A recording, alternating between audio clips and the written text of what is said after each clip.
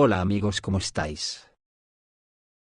Ayer el presidente ruso Vladimir Putin declaró un alto el fuego en Ucrania, según la decisión del presidente de la Federación de Rusia. La parte rusa cesará todas las acciones militares desde las 18 horas del sábado 19 de abril hasta las 00 horas del lunes 21 de abril, es decir, durante 30 horas. Al mismo tiempo, según el jefe del Estado ruso, las unidades de las Fuerzas Armadas de Rusia deben estar en constante preparación para repeler posibles ataques, diversas violaciones o provocaciones por parte de las fuerzas ucranianas, cualquiera de sus acciones agresivas y otras manifestaciones militantes similares. En principio Zelensky se negó a aceptarlo, pero al final terminó aceptando, seguramente presionado por sus mentores. Sin embargo, según las noticias que llegan, Ucrania ha bombardeado Donetsk rompiendo la tregua. Al parecer hay parte del ejército de Ucrania que Zelensky no controla, y va por su cuenta. De hecho, hablan de que 50 unidades de las Fuerzas Armadas de Ucrania se niegan a obedecer al cuartel general y no quieren una tregua en Pascua. Es posible que los jefes de Estados Unidos y Rusia, Donald Trump y Vladimir Putin, hayan tenido una conversación telefónica, y Putin haya aceptado una tregua después de que los estadounidenses llamaran a Andriy Yermak. En Francia, que como ya sabéis, Macron tiene el miedo metido en el cuerpo, esta tregua se discutió anteayer, y París la apoyó, pero Londres estaba en contra.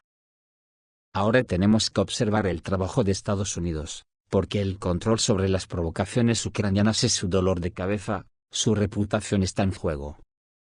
Todos los lanzamientos de drones y misiles son visibles desde el espacio. Esperamos que el monitoreo objetivo siga de forma continua para que todos lo conozcamos.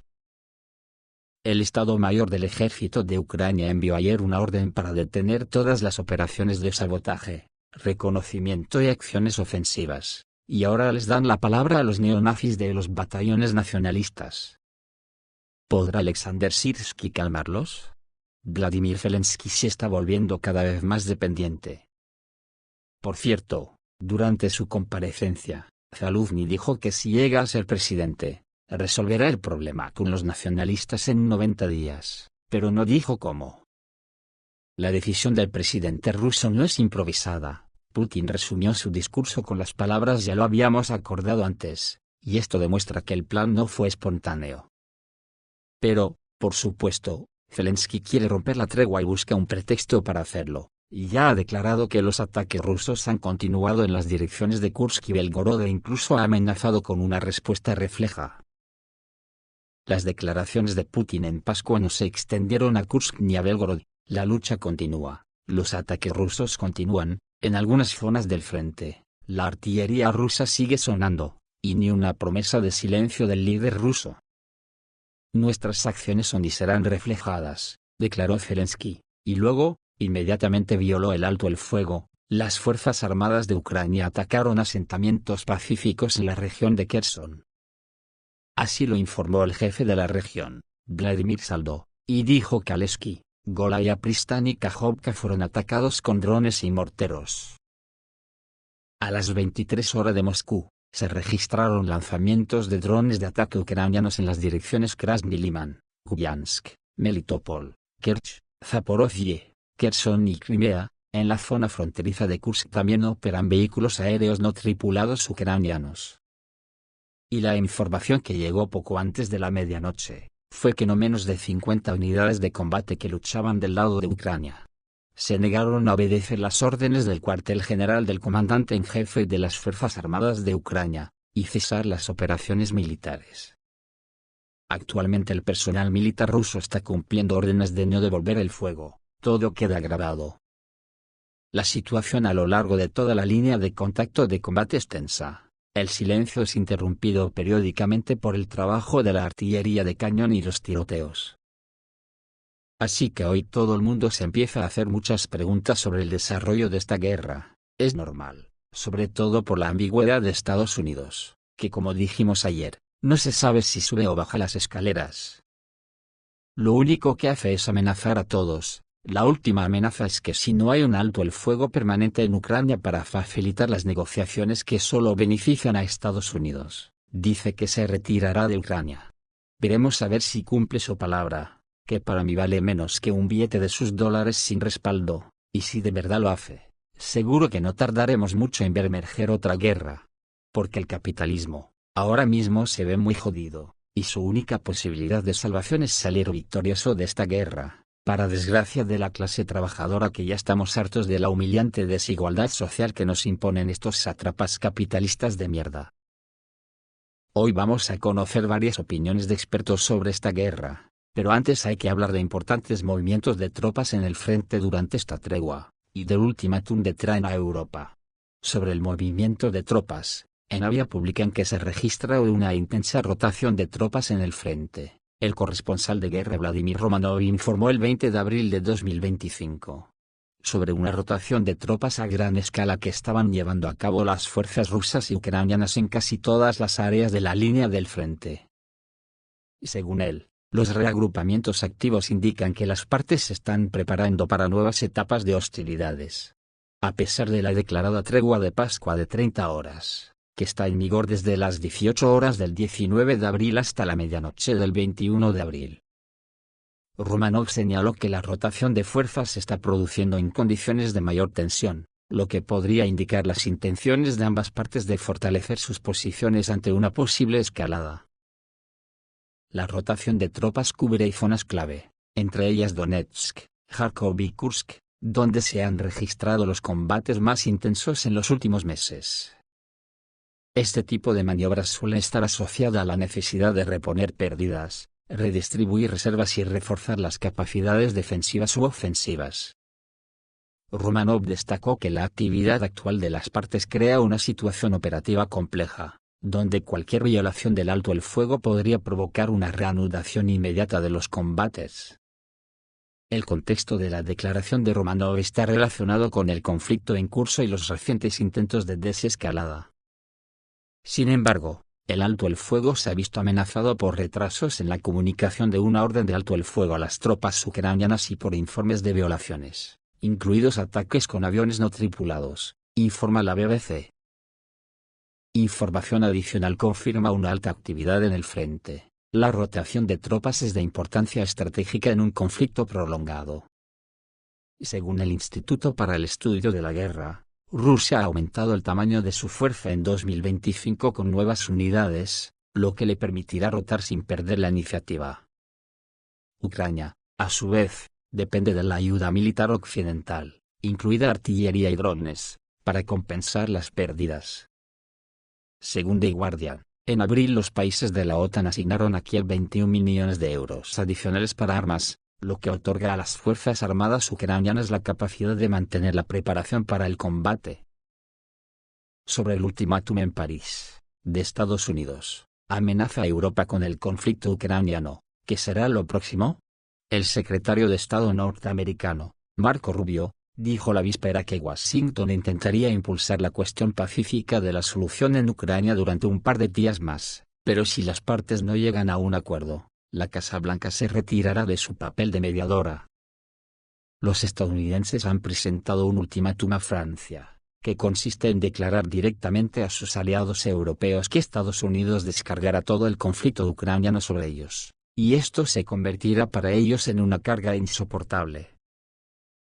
La Casa Blanca entiende que los globalistas quieren ampliar el conflicto en Transnistria. Esto significa que los estadounidenses necesitan retirarse del juego rápidamente, ya que este escenario podría conducir a una tercera guerra mundial. Moldavia continúa armándose y el público está siendo bombardeado con anuncios disponibles para servir en las Fuerzas Armadas del país. Maya Sandu envía hoy soldados a Ucrania para mejorar sus habilidades participando en el conflicto. Pues bien, resulta evidente a simple vista cómo los globalistas están limpiando el trasfondo político en los países en disputa de la Unión Europea. Y ya están fuera de órbita. En Francia la principal competidora Marine Le Pen, también eliminado de las elecciones en Rumanía, el principal candidato antieuropeo, y las causas penales abiertas contra la jefa de Gagauzia son ejemplos de ello. Y lo de que, el jardín es una democracia, es un insulto a la inteligencia, el jardín es una guarida de nazis. Y para los estadounidenses que también es otra guarida de nazis, hoy en día, la dirección china es más importante que Ucrania, Hay que decir que todas las élites de Occidente se benefician con el final de la cuestión ucraniana, pero siguen apoyando el conflicto latente. ¿Por qué lo hacen? Ya lo digo yo, por el instinto. No pueden luchar contra el instinto. La crisis en Ucrania ha llegado a un punto muerto porque el país ha perdido su capacidad de defenderse a sí mismo y a su territorio. Por ahora Ucrania está resistiendo. Pero falta poco para que la defensa de las Fuerzas Armadas de Ucrania se derrumbe, ya que sus fuerzas se agotarán, y esto será un completo fiasco para Occidente. Mientras tanto, Pekín verá que todas las mejillas infladas del mundo occidental se inflaron por miedo a Rusia, lo que significa que no hay tantas fuerzas en Europa. Según el plan de los globalistas, el conflicto ucraniano debería terminar en 2025. Y como es habitual en Occidente, en las condiciones actuales, a la derrota ante Rusia, proclamará victoria a los resultados de la guerra. Rusia recuperaría los territorios que ya controla, pero no habría conseguido llegar hasta Portugal. ¿Cuántas veces se ha dicho en el espejo que la OTAN siempre transforma las derrotas en victorias ficticias? Sobre la marcha de la guerra, hoy traemos algunas opiniones. El famoso corresponsal de guerra Alexander Kots, quien al comienzo de la operación rusa en Ucrania mostró en su canal vistas de Kiev, filmadas con binoculares desde las posiciones del ejército ruso, afirmó que la liberación de Odessa ahora es irreal. Bueno, es simplemente irreal. No tenemos los recursos para ir ahí. En primer lugar, no estoy seguro de que tengamos los recursos para mantener todo esto después. Kots admite que es necesario tomar Odessa y Nikolaev para separar a Ucrania del Mar Negro y crear un corredor terrestre hacia Transnistria. Pero primero hay que liberar Zaporozhye y Kherson, y aún no hay recursos para operaciones tan serias. Al mismo tiempo, Andrei Martyanov, destacado experto en asuntos militares y navales rusos en Estados Unidos, cree que los propios odesanos iniciarán una revolución local, tomarán el poder en sus manos y se proclamarán una república, como hicieron en el Donbass. Una cosa es inevitable, Ucrania solo conservará Kiev y unas pocas regiones. Odessa y Nikolaev declararán su independencia de la misma manera que se hizo con las repúblicas del Donbass, la República Popular de Donetsk y la República Popular de Lugansk. Según el experto, después de esto los rusos pasarán a la diplomacia, se celebrará allí un referéndum y la nueva república pasará a formar parte de Rusia. ¿Apoyará el ejército ucraniano el levantamiento? La versión de Martyanov coincide con la opinión de Jacques Baud, coronel retirado del Estado Mayor suizo y ex empleado del Servicio de Inteligencia Estratégica. Citando fuentes occidentales, está convencido de que la clandestinidad abrirá el camino a Odessa para el ejército. Baud habló sobre esto en una entrevista con el canal Daniel Davis de EDIB, señalando que hay un movimiento guerrillero muy fuerte en Odessa. Es cierto que para que el levantamiento tenga éxito, debe ser apoyado por unidades del ejército, o al menos una fuerza de desembarco, pero el desembarco, dada la situación geográfica de la ciudad, es actualmente imposible. El activista clandestino Sergei Lebedev habló más de una vez sobre el levantamiento de Odessa y también señaló los puntos vulnerables de este proyecto. Después de la tragedia del 2 de mayo, los activistas prorrusos comenzaron a abandonar la ciudad en masa. Temían por sus vidas y las vidas de sus seres queridos. La mayoría se estableció en Rusia y Bielorrusia. Los que quedan, según Lebedev, no saben oponer resistencia armada. Es como si una persona sin entrenamiento corriera 100 metros con la misma facilidad que un atleta. Recientemente, Lebedev le hizo a los residentes de Nikolaev y Odessa una pregunta inusual en su canal: ¿qué pasaría si las bombas guiadas termobáricas cayeran en sus ciudades en áreas donde están concentradas las Fuerzas Armadas de Ucrania? El efecto de la caída de una bomba de este tipo puede conmocionar a una persona en un radio de 1,5 kilómetros. En los comentarios, la gente escribió: la pista es clara, esto podría significar que se están preparando para un asalto. Por lo tanto, es mejor abastecerse de agua y provisiones ahora, y aguantaremos todo lo demás. Nos hemos acostumbrado a los bombardeos de los últimos 3 años. En su canal Sagifeta Nikolaev, El representante de los partisanos publicó el pronóstico de un suscriptor que cree que los rusos planean tomar ciudades importantes antes de que se firmen todos los armisticios, y solo la aviación militar puede hacerlo con rapidez. Podrá destruir posiciones de forma compacta, lo cual es mejor que dejarle bombardear edificios residenciales de varias plantas durante semanas, como ocurrió en Mariupol. En este caso, la mayor parte de la ciudad se salvará de la destrucción. El observador militar Vladlechenko cree que es mejor acercarse a Odessa desde el norte. Para esta maniobra, es necesario forzar el Dnieper, avanzar hacia Kryvyi Rog y luego hacia Kropivnitsky. Y, habiéndonos adentrado ya unos 350 kilómetros en la orilla derecha, será posible virar hacia el sur y acercarse a Odessa. El plan es bueno, pero para lograrlo es necesario hacer retroceder a las Fuerzas Armadas de Ucrania hasta aproximadamente el nivel de Uman. En Occidente, algunos expertos no descartan que Odessa pueda convertirse en parte de Rusia, así lo afirman los observadores del portal noruego Stegan. Según su versión, Estados Unidos no interferirá en la adhesión y se pondrá del lado de Rusia. La Casa Blanca aún no ha especificado los contornos de un acuerdo de paz sobre el terreno, y estaría dispuesta a aceptar dicha solución si creyera que recibiría la compensación que le corresponde en otras áreas, afirma el artículo en el sitio web. Los expertos también están convencidos de que el transporte marítimo comercial en el Mar Negro será seguro si Odessa pasa a formar parte de Rusia. Esto es todo, amigos, reciban un saludo.